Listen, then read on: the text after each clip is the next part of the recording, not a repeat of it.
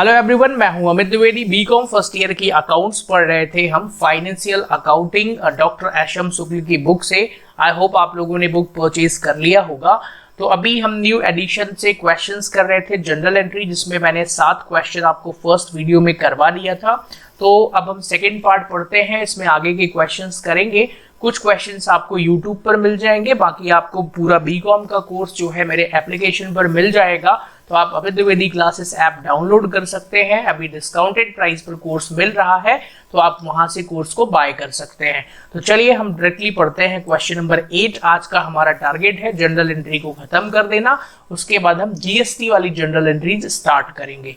Question number 8 आपके सामने है। फर्स्ट ट्रांजेक्शन लिखा हुआ है, cash stolen by a thief from office ₹2400। तो भाई उसने ऑफिस से पैसा चुरा लिया 2400 रुपए।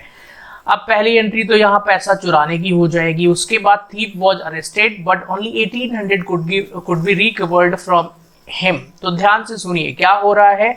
ऑफिस से पैसा चुरा लिया, कितने रुपए चुराया भाई? उसने चुराया है 2400 रुपए। तो पहली एंट्री लिख ले हम, loss by theft account debit कर दीजिए, ठीक है। तो loss by theft account debit हो जाएगा। कितने रुपए से भाई? जितने रुपए हमारे पास से गए हैं 2400 रुपए। और पैसा जब जाता है तो उसको हमेशा क्रेडिट में लिखेंगे। तो टू कैश अकाउंट 2400 रुपए। नरेशन क्या हो जाएगी? बीइंग कैश स्टोलन, बस इतना लिखिए चल जाएगा। इसी में सेकेंड एंट्री आपको खुद से करना पड़ेगा। उसने बोला है कि भाई 2400 रुपए में 1800 रुपए रिकवर्ड हो गए हैं, बाकी का नहीं मिला। तो एग्जैक्टली हमको 600 रुपए का लॉस हुआ है। ध्यान से सुनिएगा, मैं आपको एक अच्छी जनरल एंट्री भी सिखाऊंगा इसी एंट्री का, ठीक है। तो पहले हम एक बुक की स्टैंडर्ड प्रोसीजर फॉलो करते हुए एंट्री कर लें। भाई कैश हमें मिल गया, तो कैश अकाउंट डेबिट। कितने रुपए मिल गए हमको? 1800 रुपए, ठीक है। फिर 2 में क्या आ जाएगा? To loss by theft account. Okay, to loss by theft account. मुझे नहीं पता है डॉक्टर एसएम शुक्ल की बुक में इसका सॉल्यूशन क्या लिखा होगा, या कॉलेज वाले जो प्रोफेसर है वो इसको क्या पढ़ाएंगे, ठीक है। इस एंट्री को मैं बता रहा हूं क्यों। To loss by theft account 1800 रुपए, लेकिन मैं जो लिख रहा हूं वो बिल्कुल सही लिख रहा हूं। मैं आपको समझाता हूं। देखिए इस ट्रांजेक्शन में ओवरऑल क्या हो रहा है, हमारे बिजनेस को 600 रुपए का लॉस हुआ है, बस यही है ना भाई। 2400 रुपए चोरी हुआ था, 1800 रुपए मिल गया। तो इसकी मैं सिर्फ एक जनरल एंट्री भी पास कर सकता हूं, सिंगल जनरल एंट्री। ये आपको हालांकि करना नहीं है, मैं समझाने के लिए बता रहा हूं। वो सिंगल जनरल एंट्री यहां पर ये हो जाएगी, loss by theft account debit to cash account कर दो और 600 रुपए लिख दो, ये भी चल जाएगा, ठीक है। मतलब एग्जैक्ट हमको 600 रुपए का लॉस हुआ। इस पूरे दोनों एंट्री का मतलब यही हो रहा है, लेकिन आपको एग्जाम में ये नहीं लिखना है, क्योंकि हम एकेडमिक्स में पढ़ रहे हैं। तो आपको ये दोनों एंट्री दिखानी पड़ेगी और दोनों में नरेशन आपको खुद लिखना पड़ेगा। चलिए सेकेंड ट्रांजेक्शन पर आते हैं। Charge interest on capital 10% per annum on ₹1,20,000। देखिए इंटरेस्ट ऑन कैपिटल की एंट्री मैंने आपको पहले ही बता दिया है क्या होगा भाई। इंटरेस्ट ऑन कैपिटल हमारे लिए एक्सपेंसेस होता है, तो एंट्री कर दीजिए interest on capital account debit. अब कैसे निकालेंगे भाई? आप लोगों के पास कैलकुलेटर होगा। 1,20,000 का 10% निकालिए, 12,000 रुपए आएगा। और इंटरेस्ट ऑन कैपिटल को डेबिट करते हैं, क्रेडिट में टू कैपिटल ही लिखेंगे, क्योंकि वो पैसा हम कैश में पेमेंट नहीं करते हैं, उनके कैपिटल अकाउंट में ही 12,000 रुपए ऐड कर देंगे। तो कैपिटल जब बढ़ता है उसको क्रेडिट कर देते हैं। क्लियर हो गया? ओके। नेक्स्ट ट्रांजेक्शन क्या है भाई? Charge interest on drawing 10% per annum on 20,000। ध्यान से सुनना है, ये दोनों ही बहुत इंटरेस्टिंग एंट्री हैं। अगर एग्जाम में एंट्रीज आएंगी तो इसी टाइप के क्वेश्चन आएंगे, ध्यान से सुनिएगा। तो भाई इंटरेस्ट ऑन ड्राइंग का पैसा हमारे बिजनेस को मिलता है, तो इसलिए वो हमारे लिए इनकम हो जाएगा और इनकम को हम क्रेडिट में लिखते हैं। तो इंटरेस्ट ऑन ड्राइंग का पैसा हमको कैश में नहीं मिलेगा। यहाँ बिजनेसमैन भी समझदार है, वो बोलेगा देखो भाई आपने हमारे इंटरेस्ट ऑन कैपिटल का पैसा कैपिटल में जोड़ा, तो इंटरेस्ट ऑन ड्राइंग भी ना हमारे ड्राइंग को बढ़ा दो, आप प्लस कर दो। तो ये ड्राइंग्स अकाउंट को हम डेबिट कर देते हैं, ठीक है। यहाँ कैश नहीं मिलेगा, तो एंट्री हो जाएगी ड्राइंग्स अकाउंट डेबिट। कितने रुपए आएगा? 20,000 का 10% 2,000 रुपए। तो drawings account debit to interest on drawings. Interest on drawings को क्रेडिट क्यों करेंगे? क्योंकि ये हमारे लिए इनकम है। ओके, तो ये हो जाएगा इंटरेस्ट ऑन ड्राइंग्स 2,000 रुपए। नरेशन आप खुद लिखिएगा, being interest on drawing received. Clear? 2500 rupees received as bad debts recovered. Fourth transaction ध्यान से देखिए, यहाँ पे क्या दिया हुआ है कि 2500 रुपए हमको मिला है, तो कैश अकाउंट डेबिट कर दीजिए, कैश अकाउंट डेबिट 2500 रुपए। अब कहां से पैसा मिला वो हमको क्रेडिट लिखना है, तो क्रेडिट में आ जाएगा to bad debts. Okay, to bad debts recovered account, एक नया अकाउंट ओपन करना पड़ेगा, रिकवर्ड अकाउंट। क्लियर हो गया? कितने रुपए लिखना पड़ेगा भाई यहाँ पे? 2500 रुपए। जो भी मिला है वही लिखेंगे, दैट्स इट। नेक्स्ट ट्रांजेक्शन पर आते हैं। Goods costing 3200 sold at a profit of 25% on cost to Ramesh and company. कोई दिक्कत नहीं है, ध्यान से सुनिएगा। फिफ्थ ट्रांजेक्शन रिकॉर्ड करते हैं। मैं फिर से यहां बता दूं, एकेडमिक्स में ये इसकी एंट्री और रियल में इसकी एंट्री बिल्कुल अलग होगी। तो हमें तो एकेडमिक्स कर रहे हैं भाई, 3200 रुपए का गुड्स बेचा है 20% के प्रॉफिट पर, और कॉस्टिंग भी 3200 रुपए ही है, तो मतलब 3200 का 20% आपको निकाल देना है। तो 3200, देखिए पहले तो अमाउंट निकाल दीजिए आप, 3200 इसमें आपको निकालना है इसका 20%, तो इसका 20% भाई कितना होगा? 3200 का 20% हो जाएगा 640, तो 3200 प्लस 640 3840 आएगा टोटल अमाउंट, मतलब हमारी ये सेल्स हो गई। ठीक है ना, समझ में आ रहा है भाई? 3200 का 10% 320 होता है, तो 20% उसका डबल 640 होगा, 640 को हम प्लस कर देंगे तो 32 और 6 3840 रुपए। क्लियर हो गया? तो इसकी सेल्स की एंट्री करिए, प्रॉफिट को अलग से रिकॉर्ड करने की जरूरत आपको नहीं है यहाँ पे। क्लियर है? नाउ तो सेल्स की एंट्री क्या हो जाएगी? सिंपल सी एंट्री होनी है, Ramesh and company account debit to sales account. Ramesh and, इसकी एंट्री एक अलग से भी कर सकता हूं मैं, रमेश एंड कंपनी लिख लेना आप, Ramesh account debit to sales account. ठीक है, टू सेल्स अकाउंट।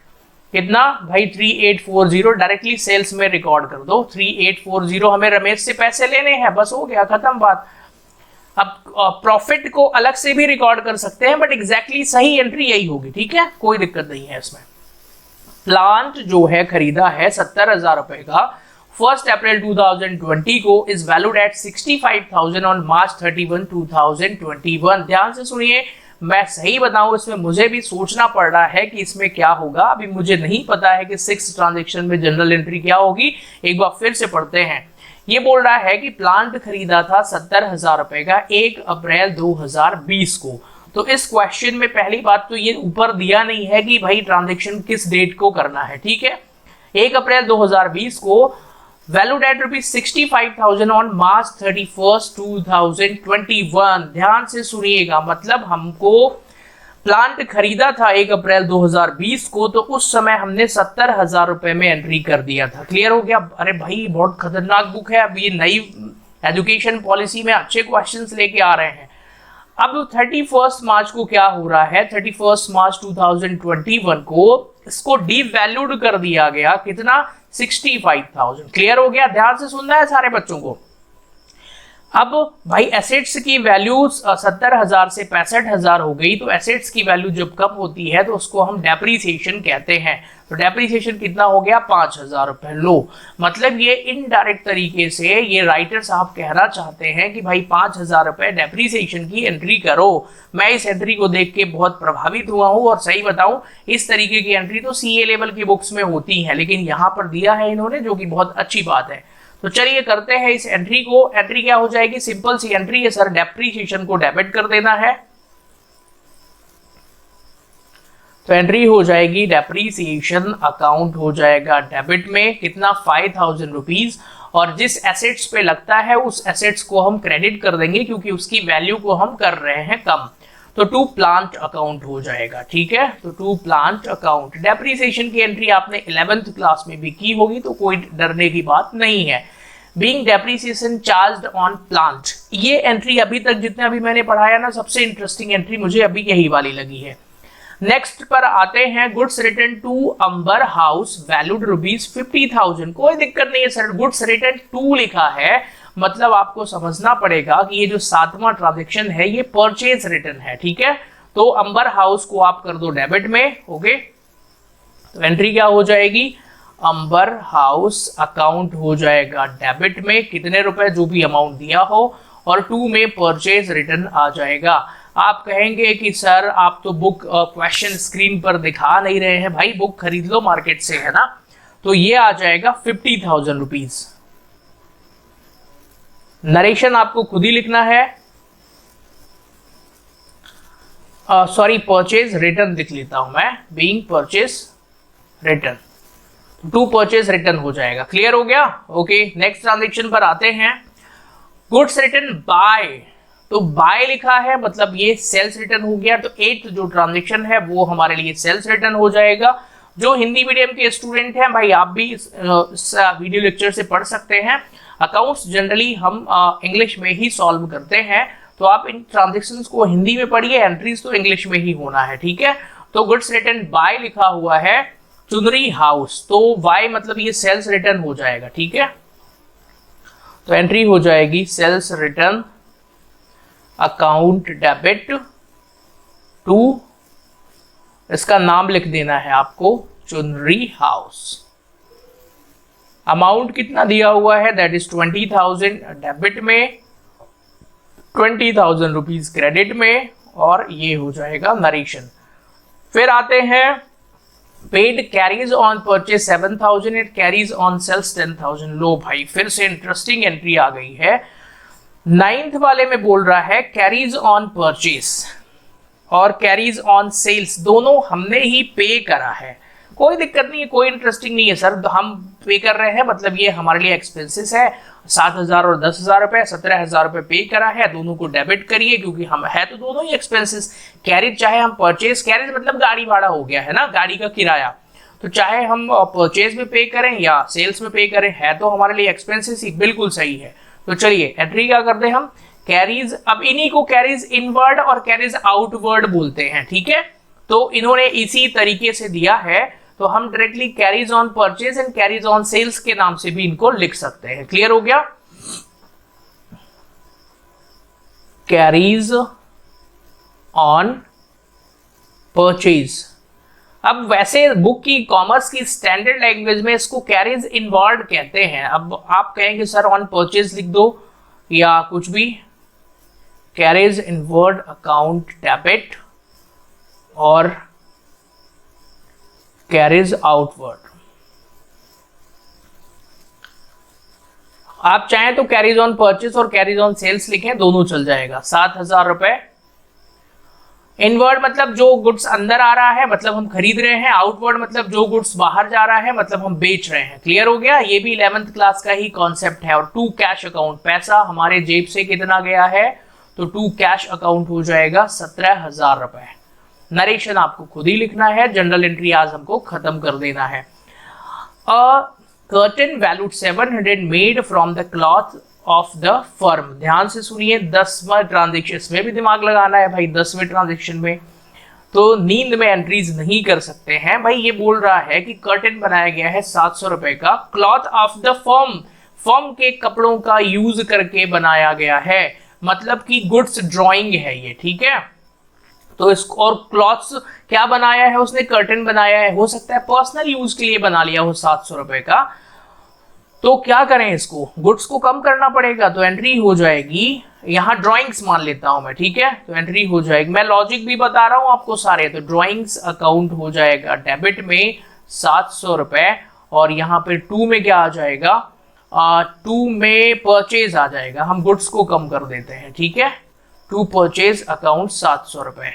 आप ये बुक के सॉल्यूशन हो सकता है अलग अलग स्टेट्स में ये बुक चलती है। डॉक्टर एशम शुक्ल की जो बुक है वो एमपी में भी चलती है, यूपी में, छत्तीसगढ़ में, बिहार में, झारखंड में और दिल्ली में। और अभी तक मतलब जितने स्टूडेंट्स के मुझे मैसेज आए हैं वहां तक की मुझे जानकारी है, हो सकता है आगे भी कहीं और चलती हो।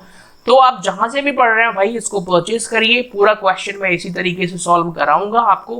किसी भी यूनिवर्सिटी में ये बुक लग रही हो डॉक्टर एसएम शुक्ल की, बीकॉम फर्स्ट ईयर के लिए, क्वेश्चन सारे सेम रहते हैं, बुक भी सेम ही है, तो आपको बहुत हेल्प मिल जाएगी। 400 रुपए paid as rent out of personal cash. ध्यान से सुनना है, 11th वाली एंट्री, इसमें भी दिमाग लगना है, ठीक है। अभी मुझे नहीं पता मैं क्या लिखने वाला हूं। 400 रुपए पेड एज रेंट मतलब 400 रुपए किराया दिया है, आउट फॉर, अच्छा personal cash, out of personal cash 400 रुपए पर्सनल कैश से पेमेंट करा है रेंट का, तो रेंट को तो डेबिट कर देंगे। अब यहाँ पे पर्सनल कैश से पेमेंट कर दिया उसने और किराया दिया है, मतलब बिजनेस का किराया होगा, तो रेंट को तो डेबिट कर देता हूं मैं। अब क्या होगा, टू कैश लिखूं? नहीं, अब ध्यान से सुनिएगा इसकी एंट्री जो मैं बना रहा हूं। एंट्री क्या हो जाएगी, रेंट अकाउंट डेबिट। मैं आपको लॉजिक के साथ बता रहा हूं, मुझे नहीं पता ये स्कूल या कॉलेज वाले इसका क्या सोल्यूशन करवाएंगे, ठीक है ना।